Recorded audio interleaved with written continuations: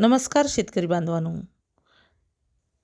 ज्ञानगंगा चॅनलमध्ये आपले मनापासून खूप खूप स्वागत आहे.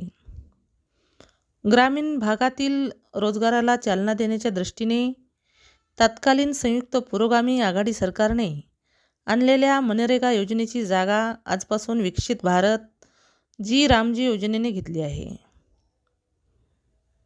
ग्रामीण भागातील मजुरांना आर्थिक वर्षात 100 ऐवजी किमान 125 दिवसाच्या कामाची हमी देणाऱ्या या योजनेसाठी चालू वर्षी सरकारने 95,692 कोटी रुपयाची तरतूद केली आहे.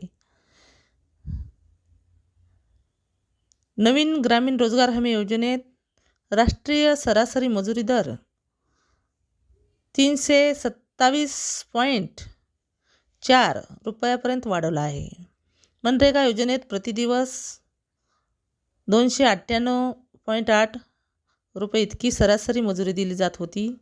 थोडक्यात मजुरी दरात 28.60 रुपयांची वाढ झाली आहे. नव्या योजनेत 300 रुपये इतका अंतरिम आधार मजुरी दर निश्चित करण्यात आला आहे. आधी ज्या राज्यामध्ये मजुरी कमी होती अशा राज्यामध्ये जास्त मजुरी मिळावी अशी संरचना सुधारित मजुरी दरात करण्यात आली आहे. विकसित भारत जी रामजी योजनेसाठी सरकारने केलेली 95,692 कोटी रुपयाची तरतूद भविष्यात वाढवली जाणार असल्याचे स्पष्ट करण्यात आले आहे. 24 राज्यांनी आतापर्यंत नवीन योजना अधिसूचित केली आहे. नव्या योजनेचे कार्ड बनेपर्यंत मनरेगाच्या कार्डवरच मजुरांना काम दिले जाणार असल्याचेही सरकारने सांगितले आहे. महाराष्ट्रातही याचे दर निश्चित करण्यात आले आहेत. 21 राज्यातील मजुरी नव्या अंतरिम दरापर्यंत नेण्यात आली आहे.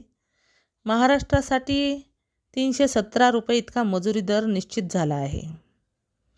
उत्तर प्रदेश, बिहार, झारखंड, पश्चिम बंगाल, आसाम यासारख्या राज्यातील मजुरी दरामध्ये 15 ते 25% वाढ होणार आहे. तर अरुणाचल प्रदेश आणि नागालँड या राज्यामध्ये मजुरी दरात होणारी वाढ 24.5% जास्त आहे. हरियाणा आणि गोवा राज्यात अधिसूचित मजुरी दर अनुक्रमे 409 आणि 406 रुपये इतका असून केरळ आणि सिक्कीममध्ये हा दर अनुक्रमे 401 आणि 450 रुपये इतका निश्चित करण्यात आला आहे.